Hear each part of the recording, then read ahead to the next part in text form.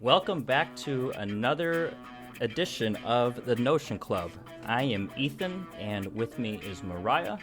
Today we are going to be discussing the question, should we limit our time on the limitless web? Mariah, you came up with this discussion topic.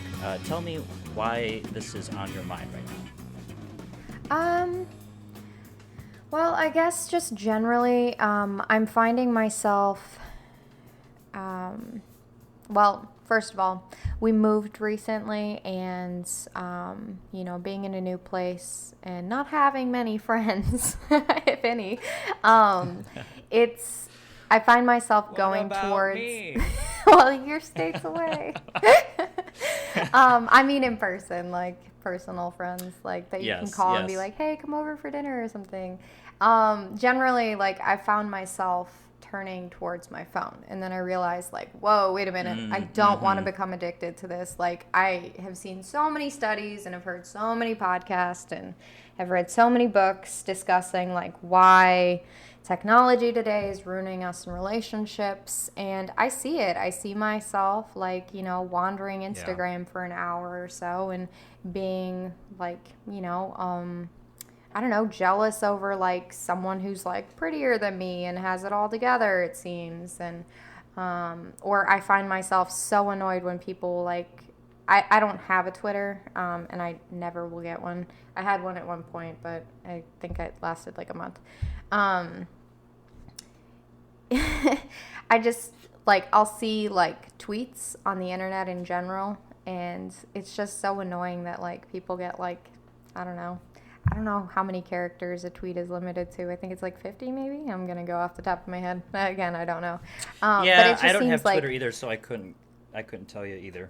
It's just like, it's difficult. They have to fit their entire thought into a tweet, or Facebook, Facebook sharing a lot of likes, and it just seems like it's too much going on too fast, and I'm finding myself enjoying being personable with people. Again, I don't have many friends out where I moved to, but I'm finding myself wanting relationships that are deeper and meaningful.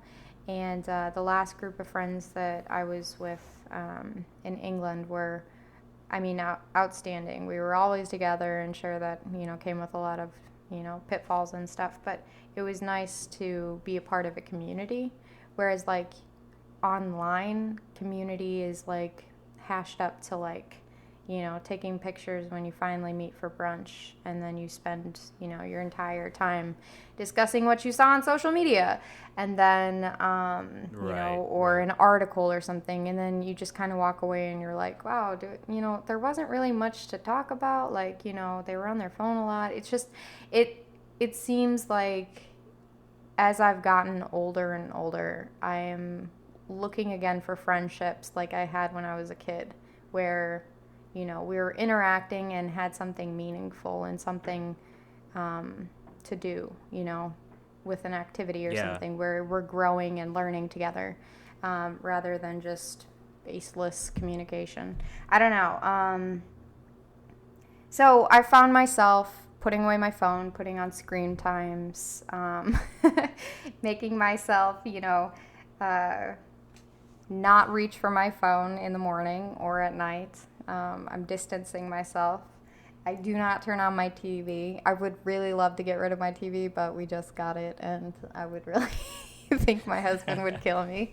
So I'm finding myself distancing from those things. And a quote that recently came to me through reading is this. And I don't know, it hit me, and I've been thinking about it a lot, and I think it would be a really great way to get into our discussion today. So here it goes. Okay. Most men and women lead lives at the worst so painful, at the best so monotonous, poor and limited that the urge to escape, the longing to transcend themselves, if only for a few minutes, is and has always been one of the principal appetites of the soul, by Aldous Huxley. I don't know, it's just, I feel like even though this was before cell phones that he wrote this, I find myself, you know, in the best of times, life, you know, is pretty easygoing, and I still wish to escape. And in the worst of times, I'm looking for an escape, whether it be alcohol or, you know, going out for a quick cigarette so I can escape conversation or something like that. And I know that kind of like, you know, takes away from this quote because there's so much to it, but I do find myself looking for distractions, and I would rather start looking for ways to fill my soul rather than destroy it, I guess. So what are your thoughts on it? Well, it reminds me very much of an idea that's being put out by a gentleman named Eric Weinstein. He's a mathematician and a bit of a intellectual who kind of has a fairly new podcast that he calls The Portal. And he calls it The Portal because he kind of has this belief that portals are, or the idea of portals is an archetype of sorts that everybody, it's almost exactly like this Thoreau quote that you just had. Everybody has this real desire to get out of the humdrum. Mm-hmm. And for whatever reason, in many stories like say C.S. Lewis's The Lion, the Witch, and the Wardrobe. The wardrobe is the portal. It's the avenue to get out of ordinary, everyday, humdrum life. It's Alice in Wonderland. The tree that she falls down, or the rabbit hole that she falls down. And looking through the looking glass. Yeah. Those are the portals that escape from the. I guess in those stories, it's the real world into a more fantastical world, but it represents the humdrum of life into something more new and exciting, distractions, if you will. So anyway, no, like that's a incredibly profound observation. Everybody has this innate appetite to get away from monotony. Yeah. Which, I mean, like, I don't think that there's anything wrong with wanting to get out of monotony. Absolutely nothing wrong with excitement. Yeah. Something new, stretching yourself, getting new experiences. But I think the real challenge in all of this is having the self-control, the balance, and it's the balancing act. It's so difficult to have a Twitter and not be addicted to it. Mm-hmm. Well, it's made for us to be addicted too. I mean, right. It releases dopamine for us. I was listening to yet another podcast from Sam Harris, and he was interviewing another Harris named Tristan Harris, who happened to work for Google for quite a while, and other big tech companies, and he was kind of explaining the business mindset of these social media companies. Their business model is basically a grab for our attention. Our attention is their commodity. A business is successful and gains more profit as we give them more of our time and our attention. When you think about it that way, for me anyway, very quickly recoil from wanting to be on any social media. It's like, no, you are not going to be profiting from my attention. I just find that appalling for some reason. Yeah. Maybe it's a bit of an overreaction, but I don't like that. I did want to bring it back, though. You mentioned with the quote, it's not wrong to want to transcend or to escape. It's just, I feel like a lot of us escape to unhealthy habits, and that's something that I'm wishing to correct in myself. Not for other people. I mean, people can do what they want, and I'm not trying to, like, virtue signal anyone or make anyone feel bad. I'm just finding myself more and more drawn to what fills my soul, you know, and Yeah. why am I rushing away from this particular thing? I should face it and, you know, deal with it and then continue on my way, you know.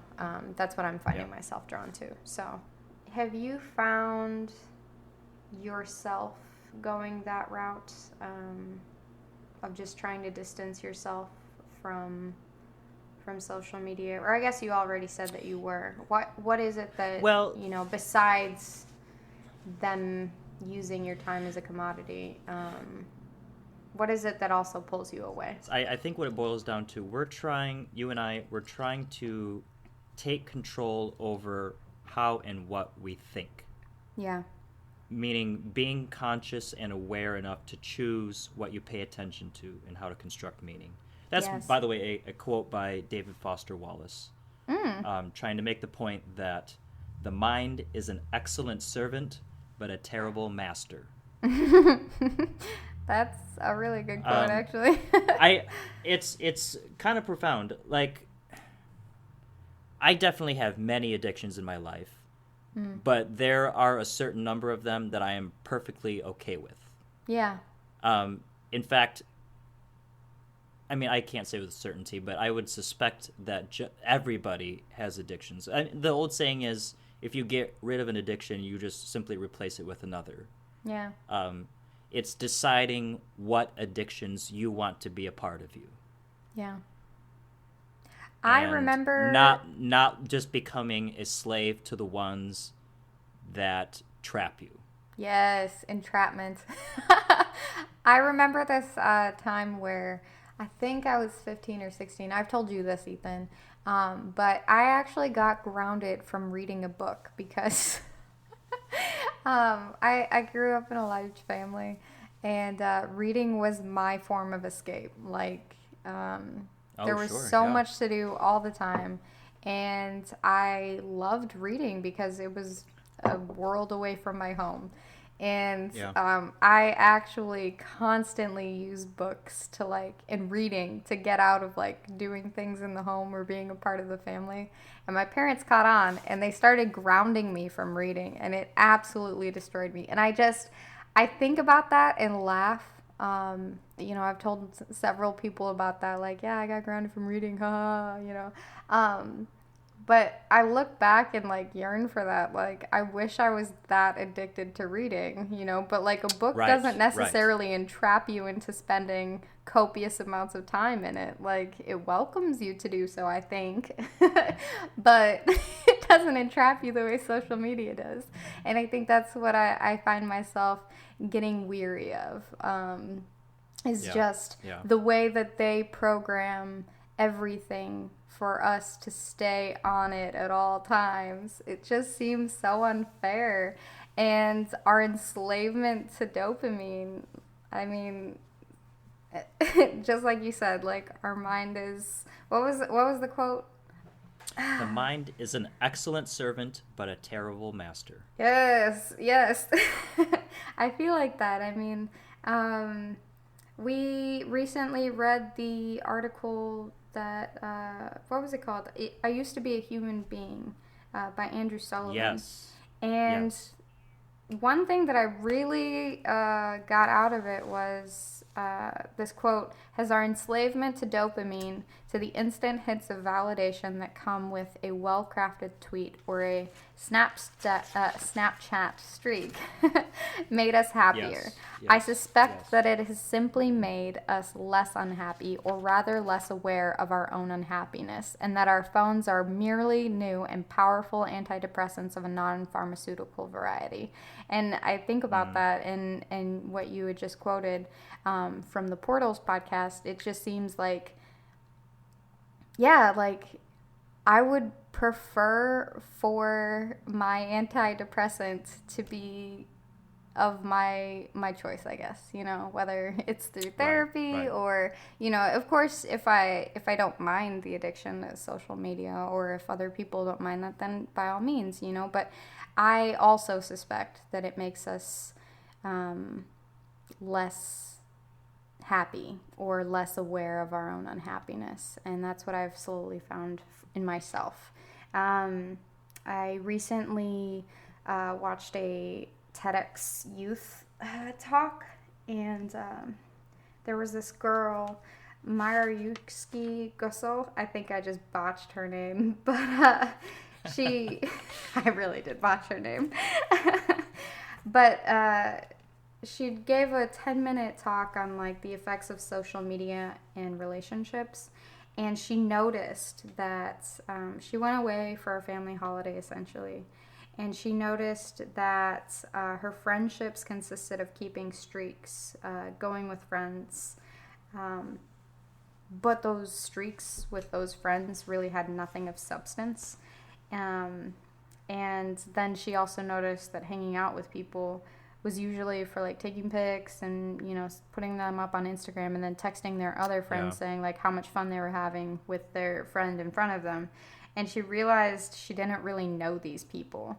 And she wanted to look into that because she was like, you know, why am I hanging out with these people that I don't really know? And why am I constantly worried about this streak, you know, uptick? You know, when we're not really saying anything. And I don't know, I think it was really wise of her to point out she looked like 16 at most, I want to say. But it's something that it struck a chord with me. That was something that I stopped, I think last year. I stopped going on Snapchat so much. I've picked it back up a little bit here and there for the close connections that I have. But, I mean, I remember when a lot of my friends were like, we lost our streak. And it was like, okay. I stopped caring about it. And I really, like, now, like, hearing her talk about, like, her friends getting mad at her for ending streak, she was like, you know, and then her slowly becoming self-aware of, like, their meaningless friendship. It was like, whoa, I have felt that. That's insane. And, like, oh, wow, people are starting to feel that, too. I'm not alone. That's so cool. It was like, I don't know, it was interesting to me that someone younger than myself picked up on that. And at the age that I was 24 when I was like, you know, what is a Snapchat stream? Like, why am I doing this? Hey, you know? Can we play a fun little game here? Yeah, go ahead.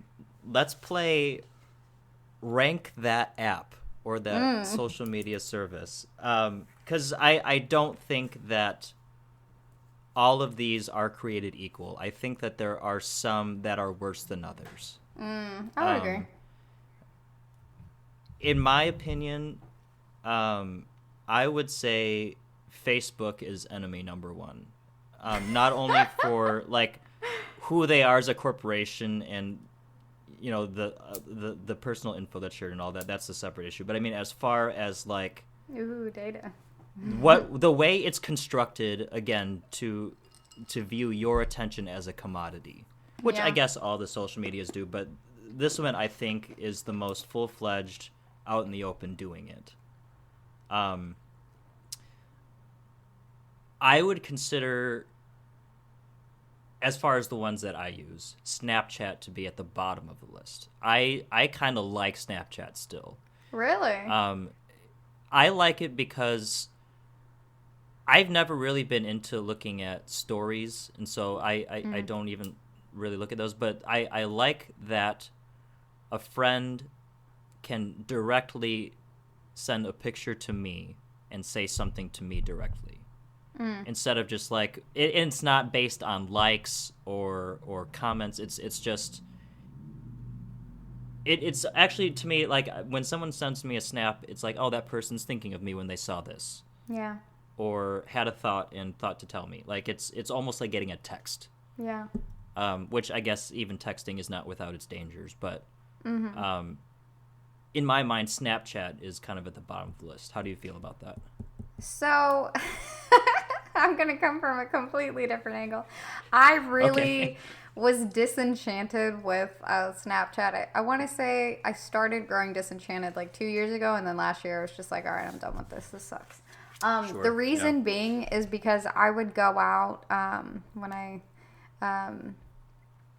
would go out and the first thing that would happen is I would like go to the girls' bathroom and people would be like, "Oh my God, you're so pretty," and I'd be like, "Oh thanks, so are you?" And then they'd be like, "Let's get our Snapchat and snap each other." And then I would wake up the next day and I would have like 6 people that were like new friends, and I was like, I don't know who these people are. Like, okay. And then like the first thing, you know, going out and talking with like anyone in general, like even the guys, you know, at a bar or something, they would be like, "Can I get your Snapchat? Like, you're really cool to talk to." And I'd be like, "Haha, yeah." And I would like give it to them because, you know, I'm like super personable with people. I love people. Yeah. But the next day I would be like, why? I don't know who this is. And then it would be like awkward Snapchats for like, you know, like days, and then I'd be like, can I block this person? And I really felt like, I mean, this was last year, I felt a little less weaker. I would get like really paranoid about like seeing them again and being like, "Oh, I'm sorry I blocked you, like let's be friends on Snapchat again." So it just became like really disenchanting that I had to deal with the pressures and anxieties that I was of course inflicting on myself, but like the thing it was just like I never initiated like becoming friends with anyone on Snapchat, and they would do it, and I would feel the pressure of like being a good person and being like, sure, cool. Yeah. And then you have to carry the weight of the friendship on your shoulders, and you're like, I don't know how to do this. So I stopped checking my Snapchat. I turned off like all my notifications so that I felt bad, so I didn't feel bad. And if I did run into those people, I'd be like, "Oh, I haven't been using Snapchat. I'm sorry." Like, that was my excuse. So I really kind of like made myself stop checking Snapchat just so that I didn't have to deal with my own like social anxiety with like people. And that was where I just kind of stopped using it. Again, I have started picking up using it again this year. And I do understand where you're coming from, where it's like, it's more personal, and I've really come down to like I will check my Snapchat for like a handful of people. I don't check out stories unless like, you know, we're very close, but we have meaningful connections outside of our Snapchat, and we don't have streaks, we don't have like, you know, special stories that are ongoing, but like I think I've come to a healthier perspective and like way of dealing with Snapchat. So I would say it's not horrible. I don't know what they do with our data. I haven't looked into it, but like it doesn't seem like that heinous, I guess. So I guess I would, in a roundabout way, agree with you.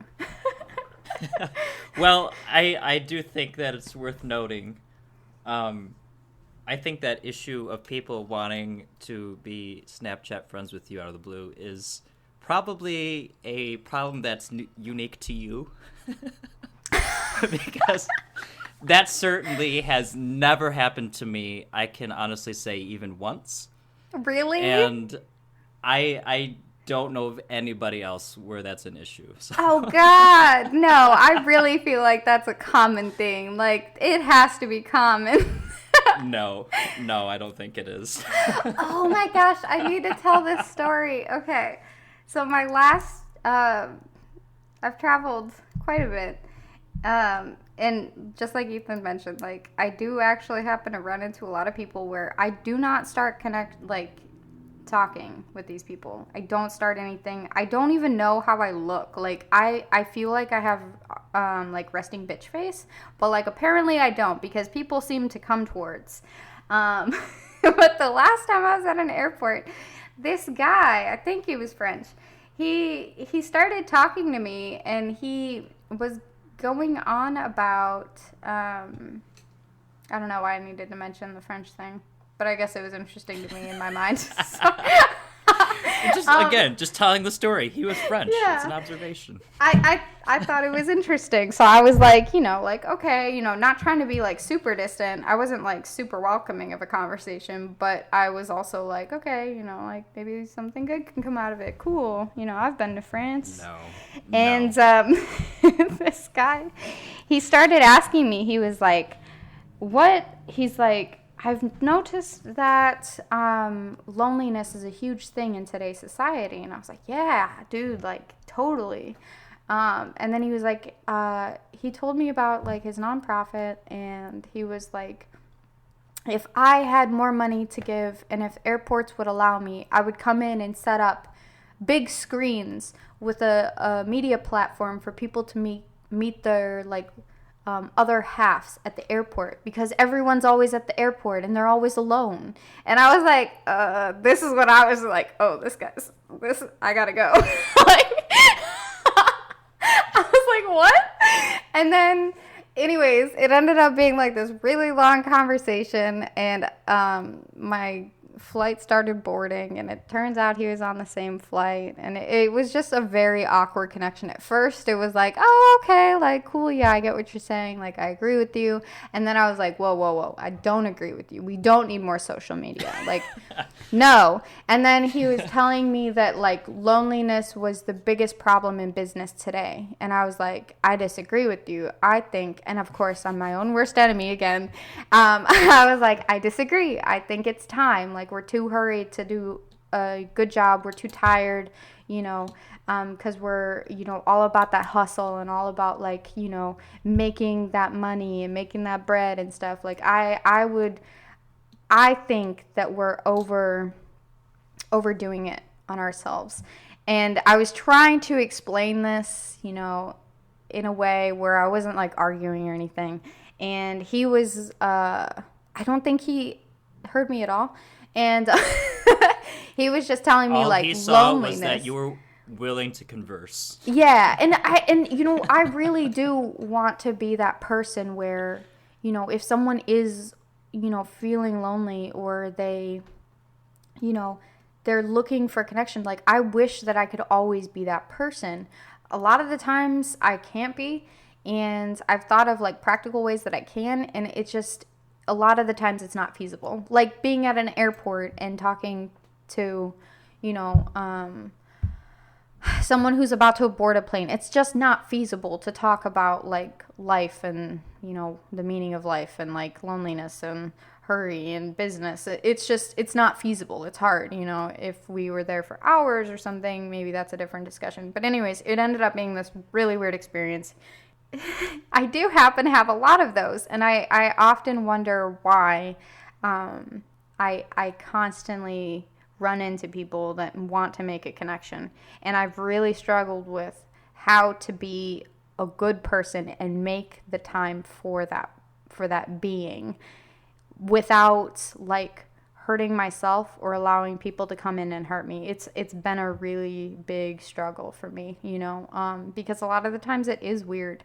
I had this one lady one time, she kept, like, hitting me, and she spoke broken English, and the wait and the flight attendant, like, I believe spoke her language. I don't have any other languages that I know. But she was talking to her, and she would always address me, and then I would address the flight attendant. So for me, it was like, whatever. We're on a flight for 7 hours. Cool. But she kept, like, towards the beginning of it, she wanted me to put my backpack under her feet. And I was like, I don't know how to deal with this. And then and just in the back of my mind, like, if I was old and if I, like, maybe had an issue, like, with the seating, like, maybe I would wish for someone to do this for me. So I was like, sure, put your feet on my backpack. And afterwards, I told my husband about it, and he was like, you did what? Like, you can't do that. He was like, blah, blah, blah. He's like, obviously concerned about safety. And it's a real big struggle for me to, like, go between, like, being a good, ethical, caring individual that takes time for others, even strangers, and then also being, like, having my own, like, safeguards and, like, being practical and reasonable with the interactions that I do come across. I really struggle with it.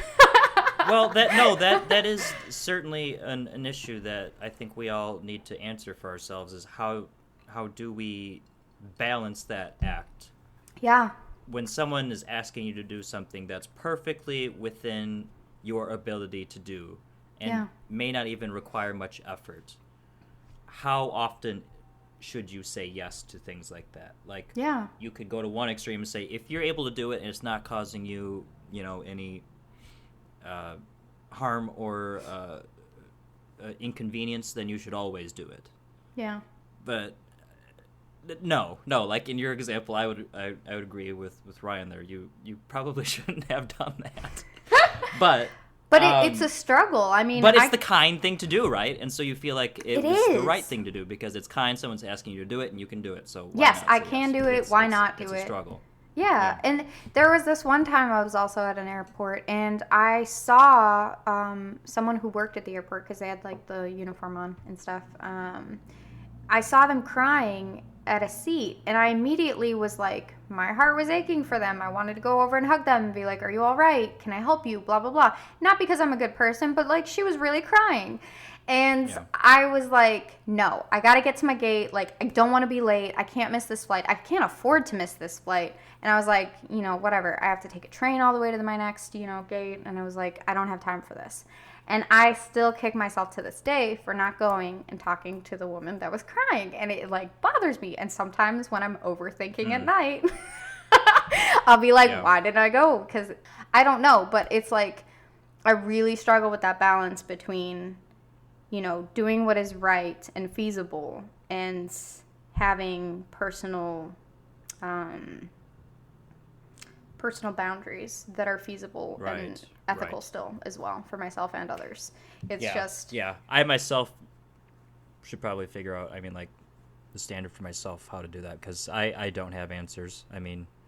If I was in your seat and, the woman asked to rest her feet on my bag, I probably would have done the same thing. I probably thought it through, like, it's kind of weird, but sure. I do also just have a very hard time in general saying no. Even if it is something hard to do, I, for some reason, just always feel obligated to say yes. Yeah, but like, is that healthy for you? That's the struggle. No. Right.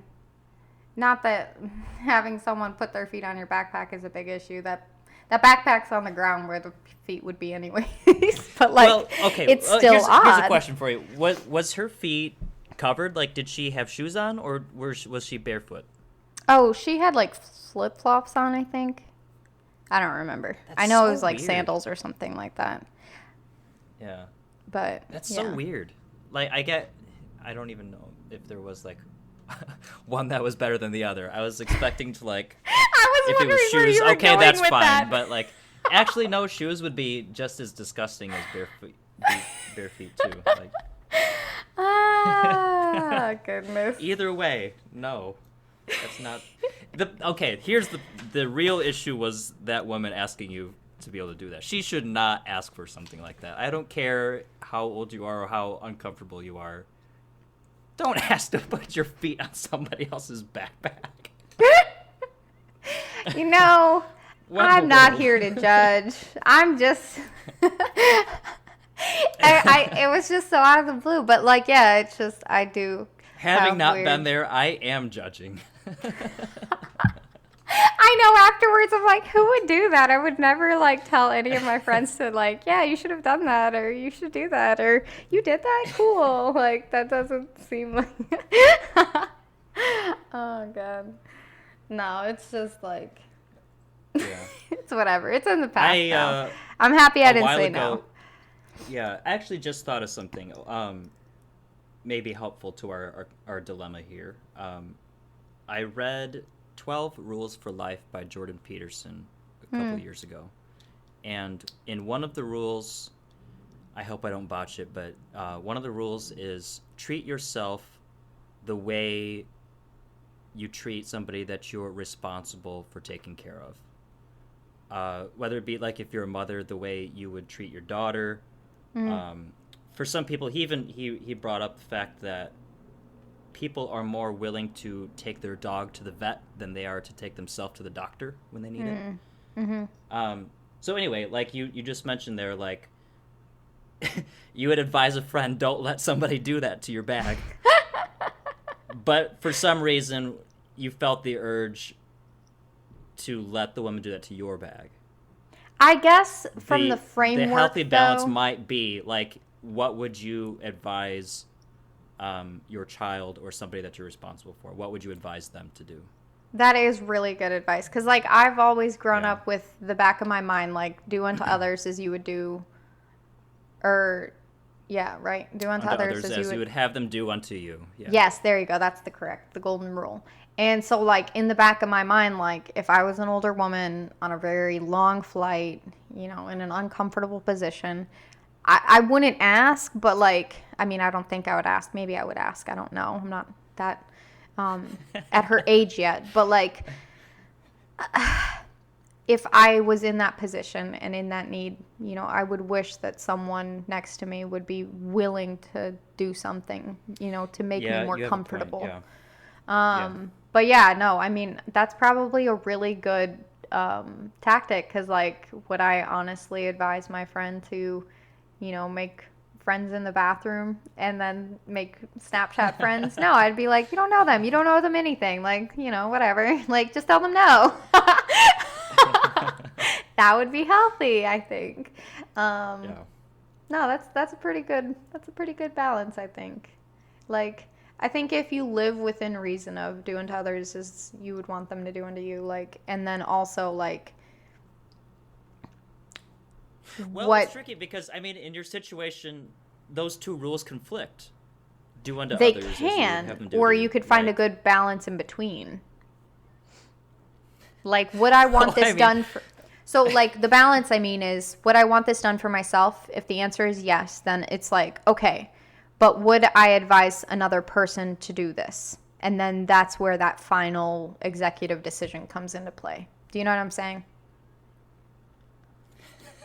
The literalist in me still doesn't see, like, a clean-cut solution there. It's either you're buying one rule or you're buying the other. No, I don't see that. I see, like, okay, so if you would want this done for you, or say you would not want this done for you, your immediate answer would be no, right? And so you'd be out of this situation. You'd figure out a way to get away from that situation.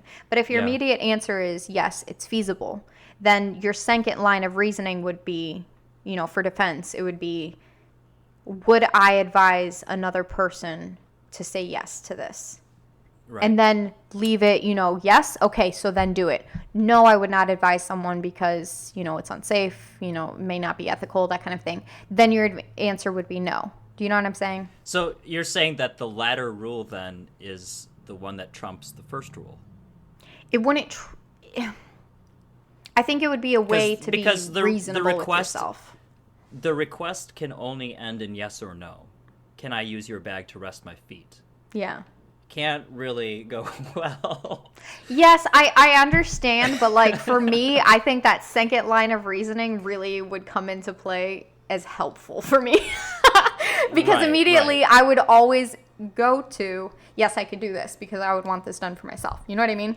So I think for me personally, that second line of reasoning would be like, would I advise Ethan to do this? No. Okay, then I need to, get away from this situation. Or, you know what I mean? I guess I individually would need that line of reasoning as a second way of defense. Oh my goodness. That was a good one. So back to our technology discussion instead of talking about all of my weird interactions. That was a good rabbit trail, though. That was a good rabbit trail, I think. I mean, maybe our listeners will disagree, but I think that was worthwhile. All right, so we've kind of went over the reasons why we feel like we need to limit ourselves. We want to build meaningful connections. We want to spend our time the way we want to spend it, and not because we're entrapped in it and we're addicted to it.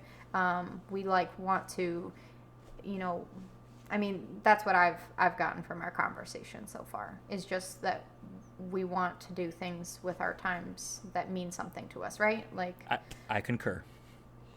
Okay, so we've discussed why we want to limit ourselves, and I feel like we haven't slandered social media. Oh, we never even finished the social media. Oh, the little game I wanted to play. Judgment, yeah, the game. Let's just do this like in under a minute. Give me your rankings from most harmful to least harmful of the ones that you have and use. Ooh, or have used in the past. I have used all of the social medias, so I guess I can give a brief synopsis. Twitter, I think, is the most harmful because it's hard to go into meaningful, in-depth conversations over it. over, discussing anything in general, really. Yeah. So I see it as like a gossip trap, really. So Twitter, I think, is at the top. Facebook in the second.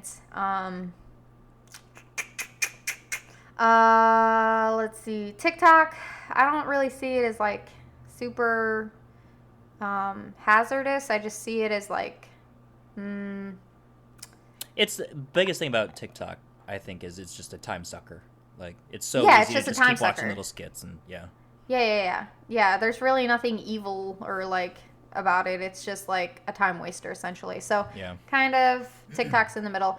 Instagram, no, I would go with Snapchat. Snapchat is just, bite-sized pieces of a life, essentially, for myself. It is a little bit more personal and discussing certain things with one people, and I do know that like conversations that I don't want kept, at least on my phone, tend to go towards Snapchat. Like, hey, can I ask you this? And I know that they're not going to screenshot it without like me being like notified. So Right. I like that. And then I guess Instagram would be at the bottom, but I have found it becoming more hazardous for myself. So I don't know. I think I would rank Snapchat and Instagram at the same level, really. Okay. Reddit, I would say, can be really good for knowledge. So Reddit Sure. isn't all that bad. Tumblr, I would probably put up by TikTok. It's just kind of like monotonous. I had Tumblr at one point. It was kind of just an annoying form of blogging. I can't think of any other Snapchat or social media platforms. Yeah. Would you consider that- YouTube to be a social media platform? The way I use YouTube, I use it strictly for either memes, which I have gotten away from. My husband constantly shows me YouTube for memes. But generally, I go onto YouTube for like TEDx talks or like if I want a quick bit of information.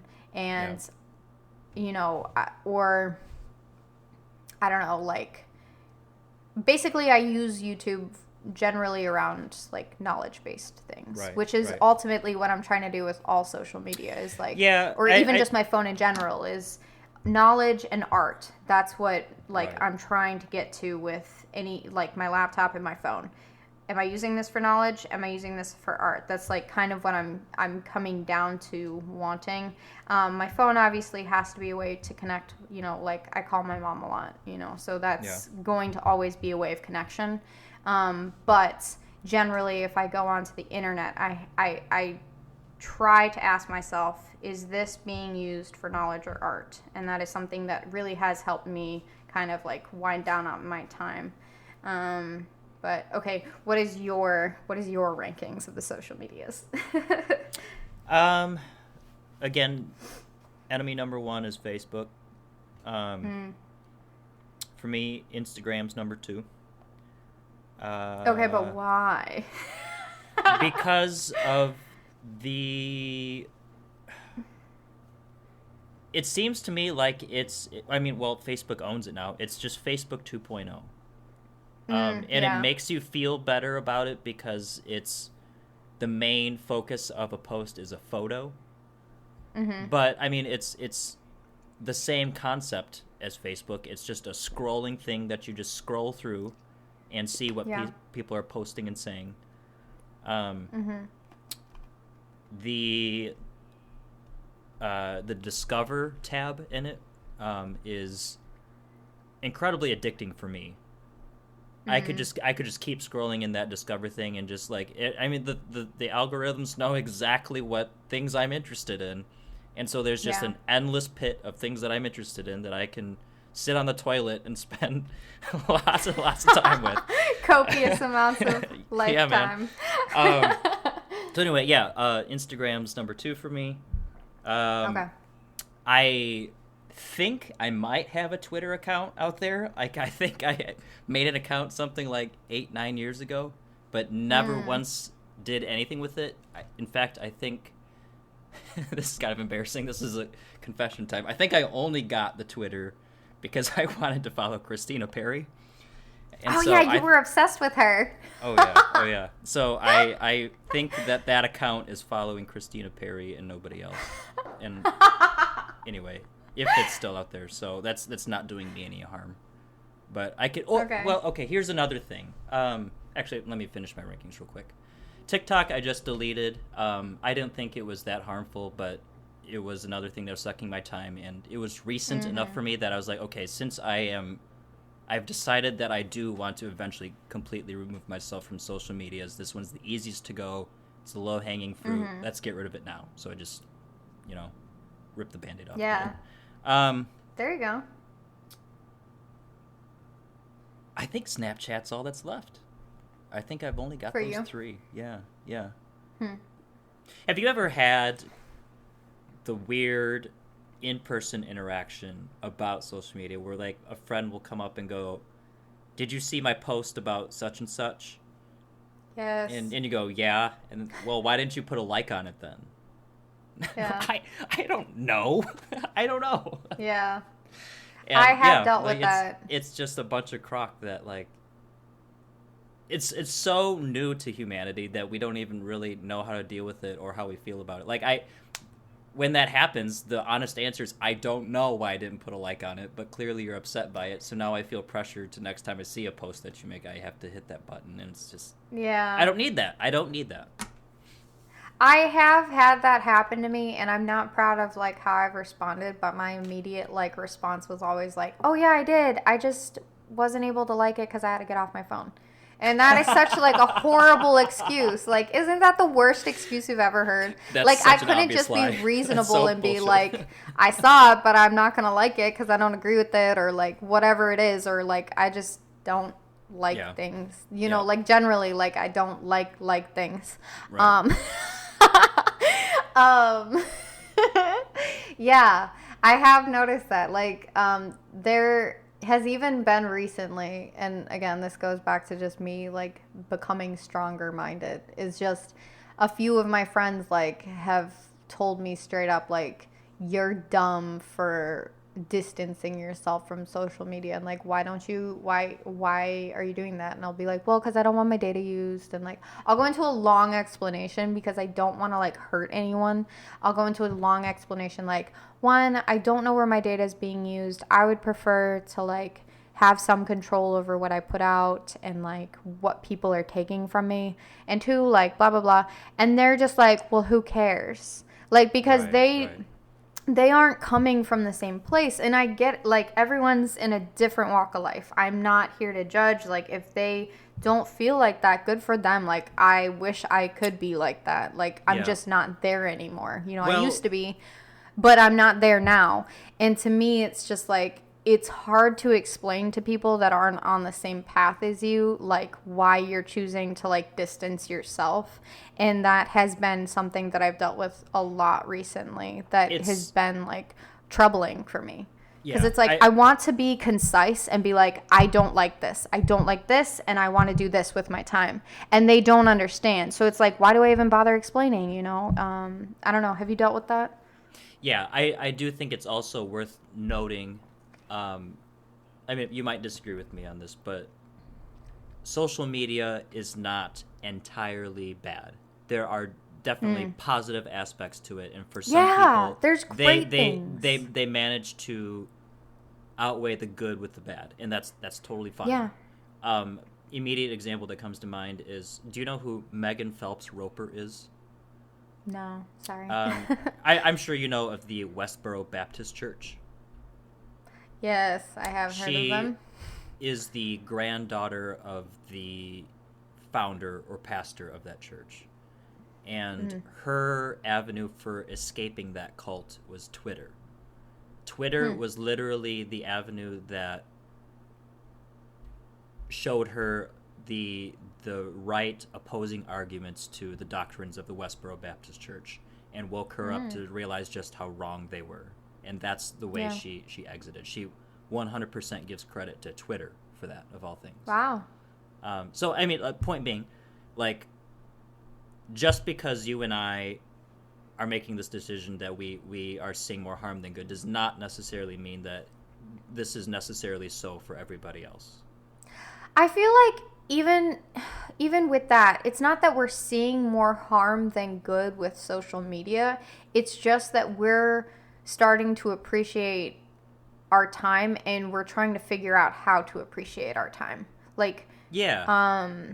and like social media isn't evil and like out to get us. I mean, I hope not anyways, but it's just like we're on a different path, and that isn't, just like you said, like that isn't for everyone. Like people find very good things through, and like, yeah, like it can be really helpful for people. I mean, living in another place without my friends and family close, social media is a really great way to connect for myself. But like, I already think that I've kind of like curtailed like the relationships that don't really put time into me, and that I don't put time into. And I'm able to like, okay, I talk to these 10 people at most. And like, that's what I do on social media when I go on it, you know. Yeah. But that has been something that's come with time, you know. And like, maybe people don't feel like, maybe people just have better self-control than myself. I don't know. Yes. Or they're able to deal with copious amounts of, you know, refreshing a feed, working 40 plus hours, and then dealing with friends and family all the time. Like, some people are like that, but I found that as I've grown, like, I've become more of an introvert than an extrovert. I used to be a huge extrovert. Like, I worked, you know, several jobs at all times, round the clock. I mean, I was an early ed teacher, and then I would go from early ed to working on a rescue squadron, and then work all night through that. And then I would literally leave the station in the morning and go back to teaching in the day. So it was like round the clock. And then I still managed to have a boyfriend at the time, and I would still go and hang out with friends, and I still saw my family all the time. Like, and that was like really feasible for me. Like, I wasn't ever tired, and sure, I drank a lot of Red Bull and had a lot of cavities at the time, but like, it was manageable. But like, now, like, looking back, I would never be able to do that again. So it's just like, I think it's just with time, like, our personalities and our relationships change, and our environment changes, and like, being self-aware and being respectful of yourself, like, you know, that has been something that's been huge. And I think for both of us too. Yeah. Yep. So, I agree. Because I mean, you have a lot going on in your life as well. And I think you're starting to realize, like, you know, you want to put more time into the things that you really value, like music. And so that's been something. I view myself as somebody who is in a constant state of becoming something. I am constantly... like a constant flux. Yeah. Well, I just got this tattoo of the Ouroboros to kind of, you know, that's the symbol of just, you know, constantly putting off the old self and becoming new. That's kind of the way I see myself. And again, going back to this this quote from David Foster Wallace, what you're paying attention to, what you're putting your mind on, is kind of shaping who you are or who you are becoming.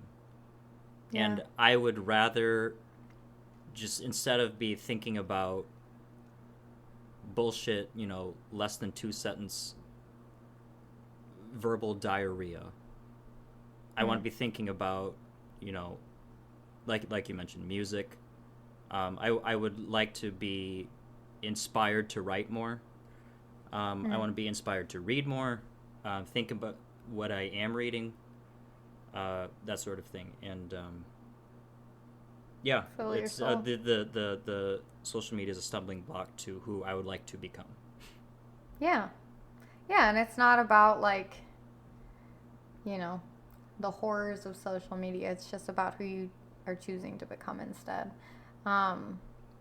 So, okay, we've discussed why we want to limit ourselves. And you guys, I mean, maybe you're in that, you know, state of flux where you're trying to figure out who you are, what you want to become. That was something that I actually recently read through the Ruthless Elimination of Hurry by John Mark Comer. He was in this constant state of hurry, hurry, hurry. And then one night in a Uber home from his, like, he's a preacher, so, like, he was giving a sermon. One night on his way home, he was like, who am I becoming? Like, I'm really great, like, doing these things, but, like, who am I becoming? And he was like, I really didn't like the answer. So he started seeking out, like, people, like, you know, how do I become what I want to become? And one of the biggest things that one of the biggest, like, quotes that he found to, like, hit him hardest was from Dallas Willard, and it was like, we must ruthlessly eliminate hurry from our lives. I'm botching this, of course. I don't have it at the top of my head, but we must ruthlessly eliminate hurry because it is like a stumbling block to our spiritual lives, or like something like that. And that hit home for him, and that hit home for me too. It was just like, wow, because I'm in a hurry, and like social media makes us like, I feel like it makes me more hurried, like that constant checking and like keeping up with the Joneses almost, like puts you in a state of like hurry all the time. And your mind is constantly going, and like you get that like high from like keeping up and like being a part of something and like other things and like multitasking. Like it feels great in the moment, but afterwards you're just like, I am so tired. Like I'm just worn out, and like I feel like all this multitasking, I'm not doing a great job with, you know, something specific that I really love in my life. And that was something that really hit home. But like, so if you guys are in that same, like, you know, you want to end the hurry and like you're wishing to like focus on things that like fill your soul and like make your time more meaningful, or if you're not and you don't even understand, like you don't have to listen to this podcast. But with that in mind, Ethan, what are things that you are personally doing to create space from the virtual reality? Like, is there anything that you would put and like give advice to for people, like, you know, who are on the same path as we are, like that want to, you know, transcend into something more meaningful than just like the monotonous social media clicks and likes and dislikes? Sure. You mean like on a practical level? Yeah, on a practical level. Well,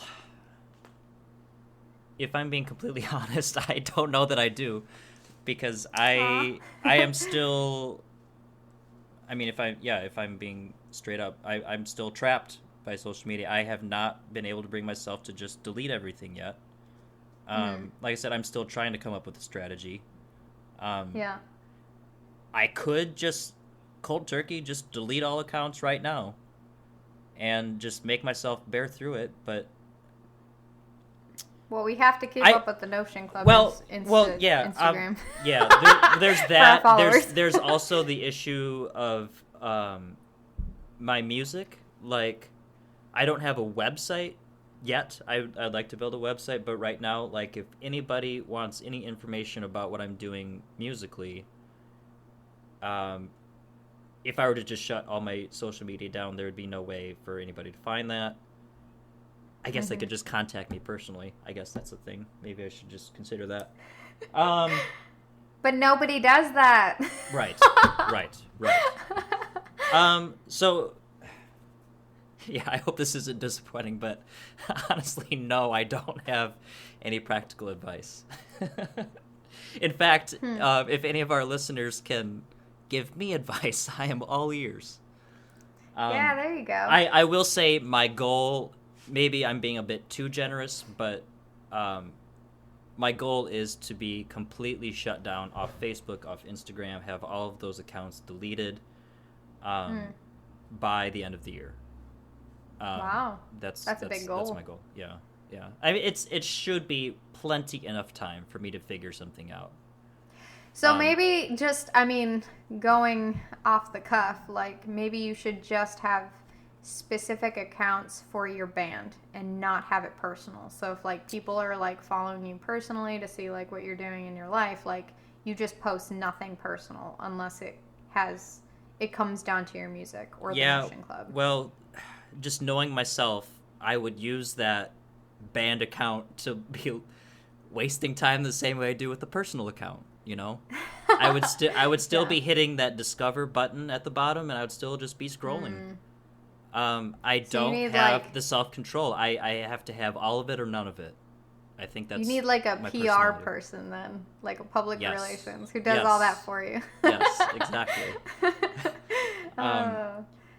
Because I'm working on like my own self-control. I'm trying to figure out like how to like just be able to be on in a limited time and like with limited like with boundaries basically. Yes. So that I'm still on it and can still post pictures. Because like I love when we visit. Like, you know, we visit and we get to hang out and we go and do something cool. Like I want to post a photo. Like for me, that's my Yeah. photo album someday. You know, Yeah, like yeah. I will hopefully get to look back and like show my kids like we went to the cliffs of Dover together. Like that is cool. Right. You know. Right. I don't have money and I don't think it's environmentally smart to always print pictures. Like, Yeah, so I yeah. think it's cool, you know, for things to be on like a specific account. But it's just like for you, you're finding it more difficult for yourself.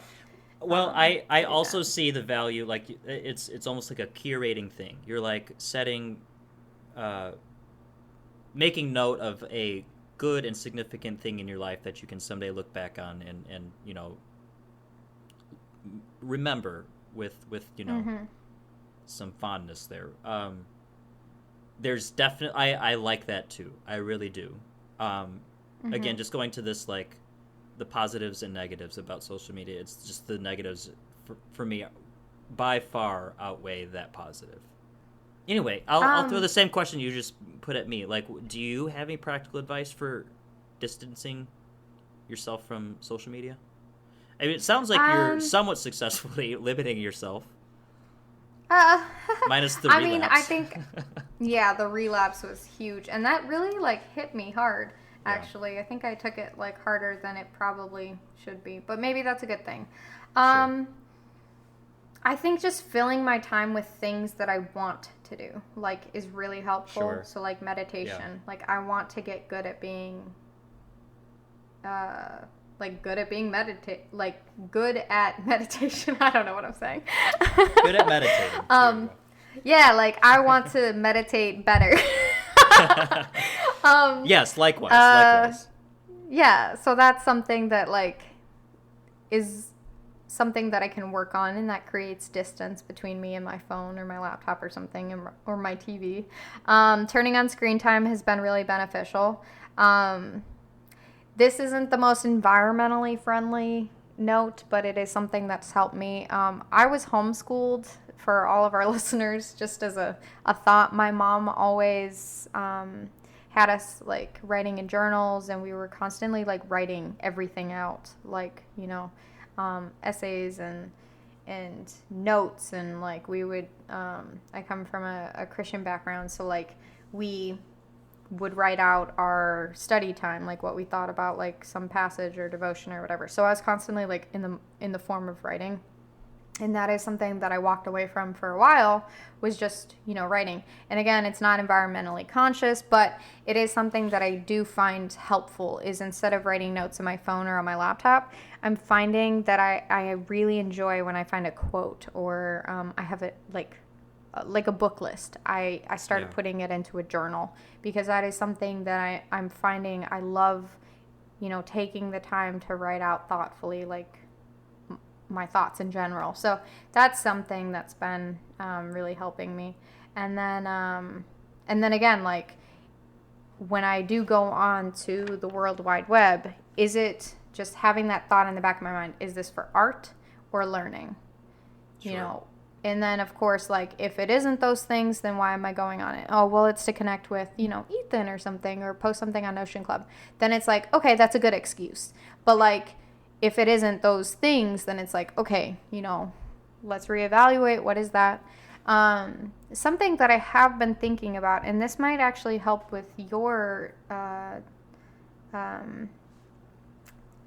case. Problem.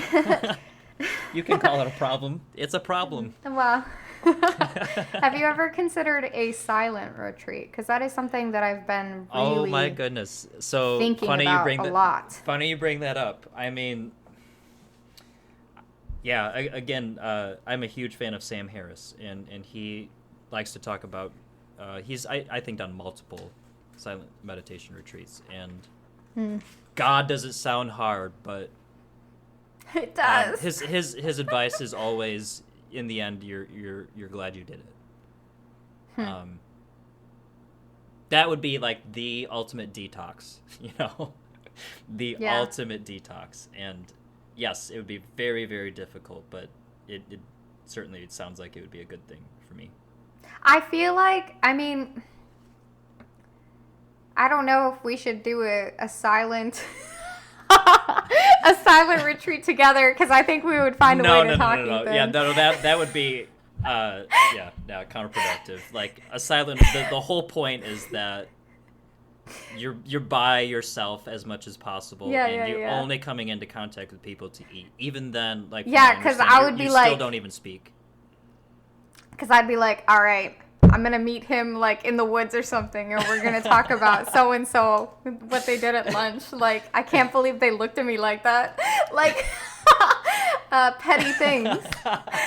No, but like, I mean, I think it would be really interesting, and it's something that's been on my mind. I know this is kind of like a first world problem, but like, silent retreats sound difficult, but like, it sounds like it would be beneficial, especially for my soul, to just, it seems like a lot of the people that I've read about that have gone on silent retreats, by like the third or fourth day, they generally come to like face themselves and like their souls. And it generally leads to like healing. And to me, that I feel like I've done therapy for several years. I feel like being in a new place, in a new home, I have to deal with a lot of alone time and a lot of like self. And so I feel like I've got a good grasp on that. But then it's like, I feel like if I were to go on a silent retreat, I think it would be furthering that discovery point of self. And I think that would be really beneficial. But it scares me. And I've like watched Love, Eat, Pray, or Eat, Love, Pray. I don't know. The one with Julia Roberts. And like, she does the silent retreat, and she ends up coming in like almost like, refocusing on her life. I know that's like a rom-com or whatever, or a love movie. I don't know what it's called. Yeah, rom-com, romance comedy. Yeah, there we go. Oh, okay, I've not seen the movie. It's actually really interesting. She like learns to like love herself and how to like eat good food and like how to pray. And it's actually really interesting. Very popular movies that everybody It has is, positive things to say about. I think the reason it's popular is because people are drawn to the idea of doing what she did, like nobody is willing to put in the time to do what she does in the film. I won't say too much about it, but I mean, like, the whole thing about like getting to a place where you face yourself and confront your soul. There are instant ways to do that. Through psychedelics, and I mean, I'm sure that the revelations are different in a silent retreat. But I guess call the psychedelics a cheat or a quick fix, almost the social media version of this whole discussion. Like a quick and easy, instant way to get there is by eating some mushrooms. But it is ultimately like a very good thing to just be that introspective and see that clearly issues in your life, good things in your life, and to be able to navigate those waters and know exactly what course you need to set yourself on to improve yourself, Now, okay, I'm not advocating for drugs and drug usage, but I do agree, like, it is kind of like a quicker way to face self, but I think there's calling in life for both. where sometimes you need a very quick reminder of what is important to you. And then other times it seems like a silent retreat, being gone for like, a month or something like that, and having to face yourself for a month long and nobody else. And like, you can't, discuss things and like tweet and whatever it is. Like, facing yourself for a month-long trial, like, I feel like there's callings for both sides. Or even like, if you're Catholic or something and you have to go to the Father and like repent of your sins and stuff, like, I feel like there's always like callings for both, like where you have to go and like say, I did this, Father, forgive me, or whatever they do. I'm not Catholic, so I don't know. And then there's times where you want to just call your mom and tell her, like, I don't know where to go from here. Like, I feel like there's always a duality in life where sometimes you do get a quick fix by calling your mom and telling her about your problems, or calling a very close friend and telling them. And then there's a longer, more difficult path that is sometimes necessary, where you have to go into therapy or a silent retreat, or, I think there's a call for both sides. But like, definitely, beginning to like discover yourself is that learning how, okay, what do I need now? Should I take this psychedelic and quickly figure out like how to face myself, or should I go into a longer like therapeutic session, that kind of thing? Certainly something to be said for working for your revelations. It's extra profound when there's a struggle. There's a great old saying that I often forget. It's beware of wisdom that you did not earn. Mm-hmm. But also, like, it's not just, I'm not just advocating for the always taking the harder road. I feel like there's a good duality in doing both things, where there's quick fixes and then there's harder fixes that take longer and you have to process. But I think both are called for in this life. I really do. That's my thoughts on it. One should be well-rounded and experience as much as possible. That's just my opinion. Yes. Fill your soul, people. Yeah. Fill your soul. I feel like we've covered this topic really well. You guys can let us know what your thoughts are on it. If you guys are on the same path that we are, or if you're not, let us know in the comments. We will try to keep you updated on our social media, just not with irrelevant things. And like I asked before, if anybody has suggestions on how to get away from these things, if you've figured out a good way, let us know, because I'm all ears right now. Yes, and same for myself. I've never not learning more.